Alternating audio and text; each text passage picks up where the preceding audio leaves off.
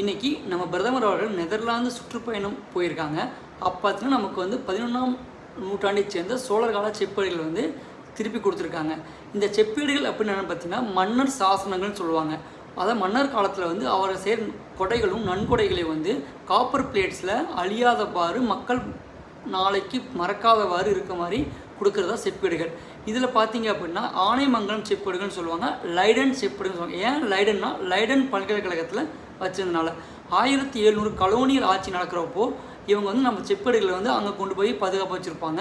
300 ஆண்டுகள் கழிச்சு நம்ம தாயகம் திரும்பி இருக்குது. இந்த செப்பேடுகளில் என்ன இருக்குதுன்னு பார்த்தீங்க அப்படின்னா, முதலாம் ராஜராஜ சோழன் அவர்கள் வந்து நன்கொடை கொடுத்ததை வந்து முதலாம் ராஜேந்திர சோழன் வந்து பதிப்பிச்சிருப்பார். இது 21 பெரிய 3 சிறிய செப்பேடுகள் இருக்குது. மொத்தம் 30 கிலோகிராம் எடை கொண்டதாக இருக்குது. நிறைய தகவல்கள் வந்து நான் டிஸ்கிரிப்ஷனில் கொடுத்துருக்கேன், அதில் பார்த்துக்குங்க. நன்றி, வணக்கம்.